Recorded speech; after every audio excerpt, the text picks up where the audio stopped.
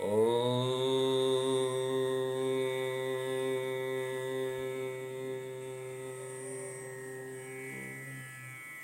गुरुचरण कमलेभ्यो नमः।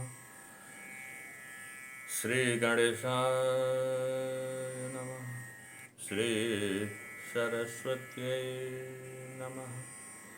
श्री राधा कृष्णाभ्यां नमः।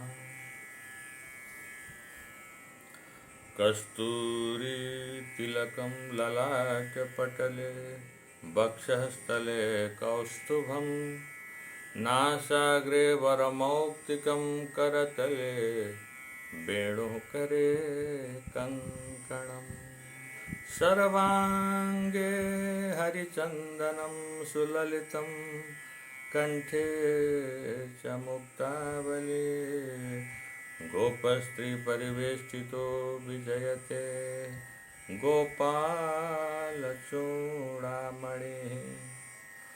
आज यहाँहरू समक्ष भगवानको ध्यान गर्दै, गुरुदेवको ध्यान गर्दै श्रीमद् भागवतको महात्मा जो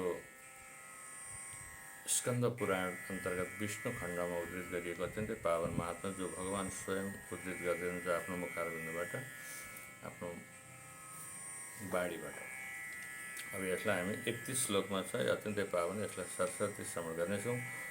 ओम श्रीमद्भागवतं नाम पुराणं लोकविश्रुतं शृणुयात् श्रद्धया युक्तो मम सन्तोषकारणं नित्यं भागवतं यस्तु पुराणं पठते नरः प्रत्यक्षरं भवेत् तस्य कपिलादानजं फलं श्लोकादं श्लोकपादं वा नित्यं भागवतोद्भवं पठते शृणुयाद् यस्तु गोसहस्रफलं लभेत् यः पठेत् प्रयतो नित्यं श्लोकं भागवतं सुत अष्टादश पुराणानां फलमाप्नोति मानवः नित्यं मम कथा यत्र तत्र तिष्ठन्ति वैष्णवाः कलिबाय नरास्ते वै यर्चयन्ति सदा मम वैष्णवानां तु शास्त्राणि यर्चयन्ति गृहे नराः सर्वपापविनिर्मुक्ता भवन्ति सुरवन्दिता यर्चयन्ति गृहे नित्यं शास्त्रं भागवतं कलौ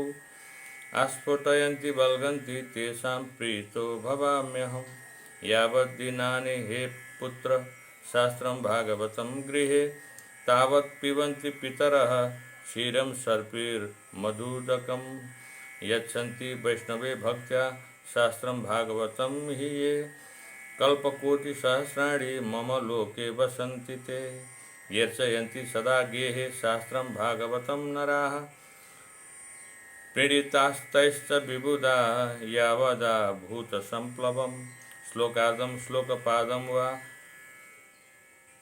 वरं भागवतं गृहे शतशोथसहस्रैश्च किमन्यैः शास्त्रसंग्रहैः न यस्य तिष्ठते शास्त्रं गृहे भागवतं कलौ न तस्य पुनरावृत्तिर्याम्यपाशात् कदाचन कथं स वैष्णवो ज्ञेय शास्त्रं भागवतं कलौ गृहे न तिष्ठते यस्य स्वपचादधिको हि सः सर्वस्वेनापि लोकेश कर्तव्यः शास्त्रसंग्रह वैष्णवस्तु सदा भक्त्या तुष्ट्यर्थं मम पुत्रक यत्र यत्र भवेत् पुण्यं शास्त्रं भागवतं कलौ तत्र तत्र सदैवाहं भवामि त्रिदशैः सह तत्र सर्वाणि तीर्थानि नदी नदसरांसि च यज्ञाः सप्तपुरी नित्यं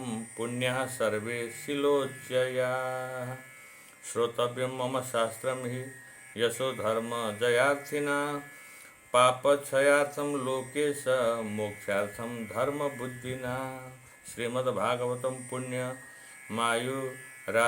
पुष्टिदं पठनात् श्रवणाद् वापि सर्वपापैः प्रमुच्यते न शृण्वन्ति न हृष्यन्ति श्रीमद्भागवतं परं सत्यं सत्यं हि लोकेश तेषां स्वामी सदा यमः न गच्छति यदा मर्त्यः श्रोतृं भागवतं सुत एकादश्यां विशेषेण नास्ति पापरतस्ततः श्लोकं भागवतं चापि श्लोकार्धं पादमेव वा लिखितं तिष्ठते यस्य गृहे तस्य वसाम्यहम् सर्वाश्रमाभिगमनं सर्वतीर्थावगाहनं न तथा पावनं नृणां श्रीमद्भागवतं तत् यथा यत्र यत्र चतुर्वक्त्र श्रीमद्भागवतं भवेत् गच्छामि तत्र तत्राहं गौर्यथा सुतवत्सला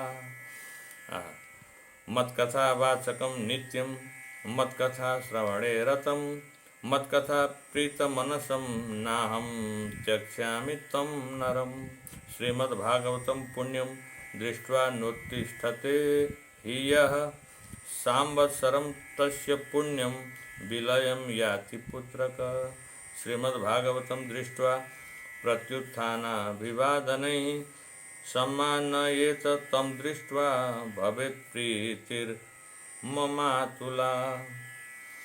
दृष्ट्वा भागवतं दूरात् पक्रमेत् सम्मुखं हि यः पदे पदे स्वमेधस्य फलं प्राप्नोत्य संशयम् उत्थाय प्रणमेत् यो वै श्रीमद्भागवतं नरः धनपुत्रांस्तथा दारान् भक्तिं च प्रददाम्यहम् प्रहाराजोपचारैस्तु श्रीमद्भागवतं सुत शृण्वन्ति ये नरा भक्त्या तेषां वश्यो भवाम्यहम् ममोत्सवेषु सर्वेषु श्रीमद्भागवतं परं शृण्वन्ति ये नरा भक्त्या मम प्रीत्यै च सुव्रत वस्त्रालङ्करणैः पुष्पैर्धूपदीपोपहारकैः वशीकृतो हयं तैश्च शस्त्रिया सत्पतिर्यथा वस्त्रालङ्करणैः पुष्पैर्धूपदीपोपहारकैः वशीकृतो हयं तैश्च शस्त्रिया सत्पतिर्यथा। स्कंद पुराण को विष्णु खण्डमा वर्णन गरिएको स्वयं भगवानले आफ्नो बाणीबाट उद्धृत गर्नुभएको यो पावन प्रसङ्ग असाध्यै दिव्य आनन्दका साथमा हामीलाई पाठ गर्दा आनन्द प्राप्त भयो। किनभने यहाँ भागवत सुन्दा भागवत पाठ गर्दा भागवत लेखेर भित्तामा हामीले जुन अंकित गर्छौँ श्लोकहरू र त्यो गर्दा भागवतको पूजा गर्दा भागवत सुन्दाखेरिको जुन महत्त्व छ यहाँ एउटा श्लोक पढ्दा पढ्दै विभोर भयो। जसरी गौमाताको पछाडि सानो बछडा पछि पछि पछि पछि जान्छ आमासँगै, त्यसै गरी भागवतलाई सेवा गर्ने, भागवतलाई नित्य पूजा गर्ने, भागवतलाई नित्य पाठ गर्ने व्यक्तिका पछाडि पछाडि भगवान यसरी बाछाको रूपमा, जसरी गौमाताको पछाडि बाछो सहजै पछ्याउँछ त्यसै गरी भगवान पनि पछ्याउनुहुन्छ। यस्तो भावना जागृत गर्नुहुन्छ। यत्र यत्र चतुर्वक्त्र श्रीमद्भागवतं भवेत् गच्छामि तत्र तत्राहं गौर यथा सुतवत्सला भन्नुभएको छ। जहाँ भागवत हुन्छ, जहाँ भागवतको सेवा हुन्छ, सम्मान हुन्छ, पूजा हुन्छ, श्रवण हुन्छ, पाठ हुन्छ, त्यहाँ चाहिँ भगवान गाईको बाछो पछाडि कुदे जस्तो यस्ता यस्तो महत्त्वले भरिएका 31 श्लोक 31 श्लोक हामीले उच्चारण गऱ्यौँ। यो जिब्रो पनि धन्य भएको छ, यहाँका कान पनि पावन बने। र आज पितृपक्षको एकादशी, इन्दिरा एकादशी, यहाँ पितृपक्ष चलिरहेको छ। खैर व्रतको हिसाबले भोलि छ मङ्गलबार, आज सोमबार।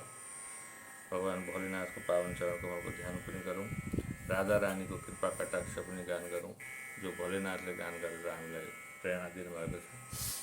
र अत्यन्तै दिव्य नेपालको पावन भूमिमा, हिमालयको काखमा, नदी नदीहरूले, तीर्थादी क्षेत्रहरूले परिवेष्टित भएको दिव्य क्षेत्रमा बसेर जन्म लिएर हुर्किएर यसरी भगवानको गुणानुवाद गान गर्न पाउँदाखेरि अत्यन्तै पावन महसुस हुन्छ, जीवन धन्य। र हाम्रा पितृहरूको आशीर्वाद पनि बसिरहोस् र सबै ज्ञात अज्ञात पितृहरूको कल्याण होस्। यहाँहरूका सबैका पितृहरू पनि यिनै भागवतका पावन श्लोकले मुक्त हुन्, ताकि हामीलाई भागवत भएको ठाउँमा जान मन लागोस्, तिलार्चन, पुष्प आदि, तुलसी पत्र आदिले सेवा गर्न मन लागोस्। र श्रवण गर्न मन लागोस्, श्रद्धा जागृत होस्। यिनै पावन भावका साथमा हामी अहिलेलाई बिदा हुन्छौँ।